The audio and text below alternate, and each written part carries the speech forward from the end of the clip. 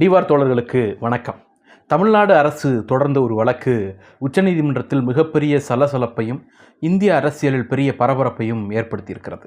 ஆளுநர் என்கிற ஒரு பொம்மை அதிகாரம் அரசியல் சாசனத்தை கேலிக்கூத்தாக்கக்கூடிய ஒரு அதிகார பதவியை உச்சநீதிமன்றத்தில் கேள்விகளால் துளைத்தெடுத்து கொண்டிருக்கிறது திராவிட முன்னேற்ற கழகத்தின் தலைமையில் நடைபெற்று கொண்டிருக்கக்கூடிய தமிழ்நாடு அரசு.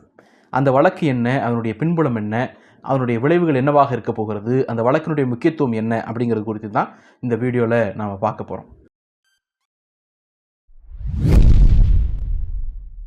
வணக்கம். தமிழ்நாடு அரசு ஆளுநருக்கு எதிராக தமிழ்நாடு அரசு அனுப்பக்கூடிய மசோதாக்களின் மீது ஆளுநர் முடிவெடுக்கவில்லை என்கிற குற்றச்சாட்டோடு உச்சநீதிமன்றத்தை நாடியது.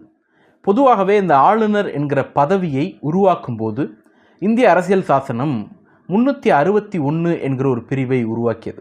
அந்த 361ங்கிற பிரிவு என்ன சொல்லுதுன்னா, ஒரு ஆளுநர் கொலை, கொள்ளை, பலாத்காரம் உள்ளிட்ட எந்த ஒரு குற்றச்செயலில் ஈடுபட்டாலும் கூட, அவர் மீது கிரிமினல் குற்றம் சுமத்தப்பட்டால் கூட, அவர் ஆளுநராக இருக்கும்போது அவர் மீது எந்த வழக்கும் தொடுக்க முடியாது, நீதிமன்றத்தில் அந்த வழக்கை விசாரணைக்கு உட்படுத்த முடியாது அப்படிங்கிறத ஒரு பாதுகாப்பாக அந்த பிரிவு 361 மூலமாக ஆளுநர்களுக்கு கொடுத்தாங்க. அதற்கு மிக சமீபத்திய உதாரணம், மேற்கு வங்க ஆளுநர் மீது ஒரு பாலியல் புகார் வந்தபோது அதை எஃப்ஐஆர் கூட போட முடியலை என்கிற ஒரு நெருக்கடி சமீபத்தில் ஏற்பட்டதை நம்ம பார்க்குறோம். அதற்கெல்லாம் காரணம் அந்த அரசியல் சாசன சட்டப்பிரிவு 361. இந்த 361ங்கிற பிரிவை உருவாக்கும் போது அரசியல் நிர்ணய சபையில் பல்வேறு கேள்விகள் எழுந்தது. அதில் ஒரு முக்கியமான கேள்வி, இந்த நாட்டினுடைய குடிமக்கள் எல்லோரும் பொதுவானவர்கள் தானே, அப்போ ஆளுநர் மட்டும் சட்டத்திற்கு சமமானவர் இல்லையா, அவருக்கு மட்டும் சிறப்பு அதிகாரம் ஏன் கொடுக்குறீங்க என்கிற கேள்வி எழுந்தது. அதற்கு அரசியல் நிர்ணய சபை சொன்ன பதில், கண்ணியத்திற்குரியவர்கள், மேன்மைக்குரியவர்கள் அந்த பதவிக்கு வருவாங்க, அதனால் அவர்களை நீதிமன்றத்துக்கு இழுத்தோம்னா அது நல்லதாக இருக்காது, அழகாக இருக்காது, அந்த கண்ணியத்தையும் மேன்மையும் கெடுப்பதாக அமைந்துவிடும் என்று அந்த சபை கருதியது. அதனால தான் 361 என்கிற பிரிவையை உருவாக்கினார்கள்.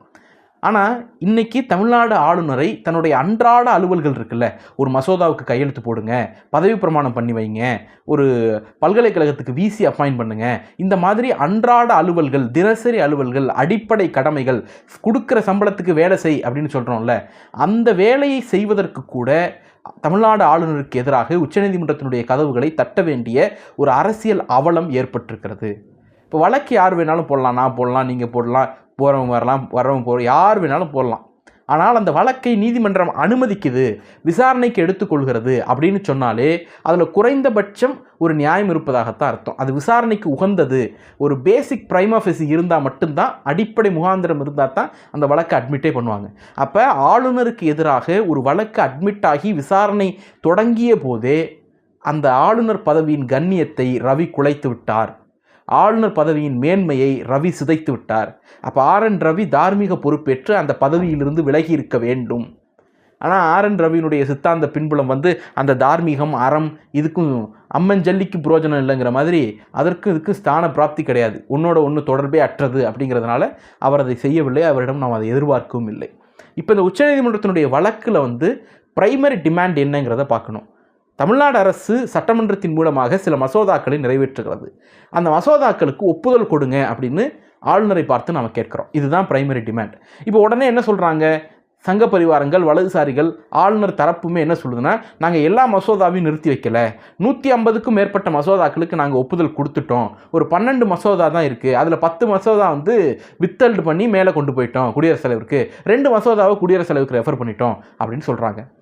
153 மசோதாவுக்கு ஒப்புதல் கொடுத்துட்டாரு அப்படிங்கிறது பெருமை கிடையாது. வழக்கே இந்த 10 மசோதாவுக்கு ஏன் கொடுக்கல அப்படிங்கிறது தான். ஒரு மசோதாவை கூட நிறுத்தி வைக்கக்கூடிய உரிமை அவருக்கு கிடையாது. அது இன்னும் அவர் வீட்டினுடைய மளிகை பில்லு கிடையாது, 4 மாதத்து பில்லு கொடுத்துட்டேன், 2 மாதத்து பில்லு கொடுக்கல அப்படின்னு சொல்கிறதுக்கு. தமிழ்நாட்டினுடைய ஒவ்வொரு வாக்காளரும் தேர்ந்தெடுத்து நிறுவிய சட்டமன்றம் தன்னுடைய மாநிலத்திற்கு என்ன வேண்டும் என்பதை முடிவெடுத்து ஒரு மசோதாவை அனுப்புதுன்னா அது அவர் வீட்டு மளிகை பில்லு மாதிரி தூக்கி ஓரமாக போடுறதுக்கான அதிகாரம் அவருக்கு கிடையாது. இப்போ இதுதான் அங்கே வழக்காக மாறி இருக்கிறது. இந்த வழக்கில் ஆளுநரை நோக்கி பல்வேறு கேள்விகளை உச்சநீதிமன்றம் எழுப்பியிருக்கிறது. முதல்ல, இந்த மாதிரி ஒரு பில்லை 3 வருஷம் ஏன் நிலுவை வைத்திருந்தீங்க அப்படிங்கிற கேள்வி. அடுத்தது, ஒரு பில்லு வந்துருச்சுன்னா உங்களுக்கு 3 ஆப்ஷன் தான். ஒன்று, அதை ஏற்றுக்கொள்ளணும், இல்லை சட்டமன்றத்துக்கு திருப்பி அனுப்பணும், அது இல்லைன்னா குடியரசுத் தலைவருக்கு அனுப்பி வைக்கணும். நீங்கள் எப்படி வித்ஹெல்டுன்னு ஒரு ஆப்ஷனை பயன்படுத்துனீங்கன்னு கேள்வி எழுப்பியிருக்கிறது. இப்போ இந்த வித்ஹெல்டுங்கிற ஆப்ஷனை பயன்படுத்துனீங்கன்னா எதன் அடிப்படையில், சட்டத்தின் எந்த பிரிவு அடிப்படையில் அந்த வித்ஹெல்டுங்கிறத பயன்படுத்துனீங்க? ஆர்டிகல் 200 படி வித்ஹெல்டு பண்ணுறதுக்கான வாய்ப்பு உங்களுக்கு கிடையாது. அப்போ வேற ஏதாவது ஒரு சட்டப்பிரிவை பயன்படுத்துனீங்களா அப்படின்னு கேட்டிருக்கு. இன்னும் சொல்ல போனால், ஆளுநர் தனக்கான விதிகளை தானே வகுத்து கொண்டாரா, ப்ரொசீஜரை அவரே வகுத்துக்கிட்டாரா என்று காட்டமான கேள்விகளை ஆளுநரை நோக்கி உச்சநீதிமன்றம் எழுப்பியிருக்கிறது. அதே போல் இந்த ரெப்பகன்சி என்று சொல்லுவோம். ஒரு ஒரு ஒரு பில் அனுப்புகிறோம், அது எனக்கு மாறுபட்ட பார்வை இருக்குது அப்படின்னு ஆளுநர் கருதுகிறார் அப்படின்னா அதை திருப்பி அனுப்புவதற்கான வாய்ப்பு தான் இருக்கே தவிர அதை நிறுத்தி வைப்பதற்கான வாய்ப்பு அவருக்கு இல்லை. உச்சநீதிமன்றத்தில் நாங்கள் அரசனுடைய பில்லுக்கு மாறுபட்ட பார்வை எங்களுக்கு இருந்ததுனால நிறுத்தி வச்சிருக்கிறோம் அப்படின்னு ஆளுநர் தரப்பில் சொல்லப்பட்ட போது உச்சநீதிமன்றம் காட்டமாக அதை விமர்சித்திருக்கிறது. அந்த ரெப்பகன்சி அப்படின்னா என்னன்னு நாங்கள் டிஃபைன் பண்ண வேண்டிய நெருக்கடிக்கு எங்களை தள்ளிடாதீங்க என்று ஆளுநர் தரப்பை எச்சரித்திருக்கிறது. இன்னொன்று, மாறுபட்ட பார்வைனா அது என்னன்னு சொல்லணும். இப்போ நம்ம ஒரு பில் அனுப்புகிறோம், அது அரசியல் சட்டத்தின் இந்த பிரிவை மீறுகிறது, அரசியல் சட்டத்தின் இந்த பிரிவுக்கு முரணாக இருக்கிறது அப்படின்னு பதில் சொல்ல கடமை ஆளுநருக்கு இருக்குது. ஆனால் உச்சநீதிமன்றத்தில் அப்படி சொல்ல வேண்டிய எந்த கடமையும் எங்களுக்கு இல்லை என்று திமிராக பதில் கொடுக்கிறது ஆளுநர் தரப்பு. அப்போ இன்னும் ஒரு படி மேலே போய் என்ன சொல்கிறாருன்னா, ஆளுநர் ஏன் திருப்பி அனுப்புனேன் அப்படிங்கிறதோ, ஏன் குடியரசுத் தலைவருக்கு அனுப்புனங்கிறதையோ கட்டுரையாக எழுத வேண்டிய அவசியம் இல்லை என்று ஆளுநர் தரப்பில் சொல்லப்பட்டிருக்கிறது. கேட்குறது யாரோ ஒரு சங்கி கிடையாது, பிஜேபி வாசலில் நின்றுட்டு, கட்சி ஆஃபீஸ் வாசலில் நின்றுட்டு போகிற யாரோ ஒருத்தர் ரேண்டம் மேன் கேட்கல. அப்படி கேட்டாலுமே கூட அரசியல் சாசன பதவியில் இருப்பவர்கள் பதில் சொல்லணும். ஆனால் தமிழ்நாடு அரசினுடைய கேள்விக்கு பதில் சொல்ல வேண்டிய கடமை எங்களுக்கு இல்லைன்னு திமிர்த்தனத்தை உச்சநீதிமன்றத்தில் ஆளுநர் தரப்பு வெளிப்படுத்தியிருக்கிறது. இப்போ இதையெல்லாம் கண்டிக்க தகுந்ததாக இருப்பதை நீதிமன்றமும் அப்சர்வ் பண்ணியிருக்கிறாங்க. இதில் ரொம்ப முக்கியமான ஒரு விஷயம், லோக்கல் சங்கிகள் உச்சநீதிமன்றத்தில் வாதிடக்கூடிய ஆளுநர் தரப்பு வழக்கறிஞருக்கு தோணாத பல்வேறு விஷயங்களை லோக்கல் சங்கிகள் எடுத்து பேசிகிட்டு இருக்கிறாங்க. உதாரணத்துக்கு, ஆர்டிகல் 200 படி ஒரு மசோதா வருது அப்படின்னா அதை அவர் ஏற்றுக்கொள்ளலாம், நிராகரிக்கலாம், அதாவது திருப்பி அனுப்பலாம், இல்லை மேலே கொண்டு போகலாம். இந்த 3 வாய்ப்பு தான் இருக்குது. அப்படி திருப்பி அனுப்பப்பட்ட ஒரு பில்லை 2வது முறையாக சட்டமன்றம் அனுப்பினால் அதை ஏற்றுக்கொண்டே ஆக வேண்டும். இதுதான் சட்டம். அதை ஆளுநர் தரப்பும் உச்சநீதிமன்றத்தில் ஒப்புக்கொள்கிறது. 2வது முறை ஒரு மசோதா வருதுன்னா அது சட்டமாகவே மாறிவிட்டதாக பொருள் அப்படின்னு நேற்று ஆர்கியூ பண்ணியிருக்காங்க. அப்போ உங்களுக்கு இருக்கிற ஆப்ஷன் ஒன்று ஏற்றுக்கணும், இல்லை திருப்பி அனுப்பணும். இவங்க திருப்பி அனுப்பிடுவாங்கங்கிற அச்சத்தின் பெயரில் நீங்கள் நிறுத்தி வைக்கக்கூடிய உரிமை உங்களுக்கு இல்லைங்கிறத உச்சநீதிமன்றம் சுட்டி காட்டியிருக்கிறது. இப்போ இங்கே உள்ளூர் சங்கிகள் என்ன சொல்கிறாங்கன்னா, பிரிவு 163 அடிப்படையில் அவருக்கு ஒரு சிறப்பு அதிகாரம் இருக்குது, டிஸ்கிரிப்ஷன் இருக்குது, அதை பயன்படுத்தி அவர் நிறுத்தி வைக்க முடியும் அப்படிங்கிறாங்க. இந்த 163வது சட்டப்பிரிவை முதல்ல நம்ம புரிஞ்சுக்கணும். இந்த 163வது சட்டப்பிரிவு என்ன சொல்லுதுன்னா, ஒரு ஆளுநர் aid and advice of council of minister, அமைச்சரவை குழுவினுடைய வழிகாட்டுதலின் படியும் ஆலோசனையின் படியும் தான் செயல்பட வேண்டும் என்று 163 சொல்கிறது.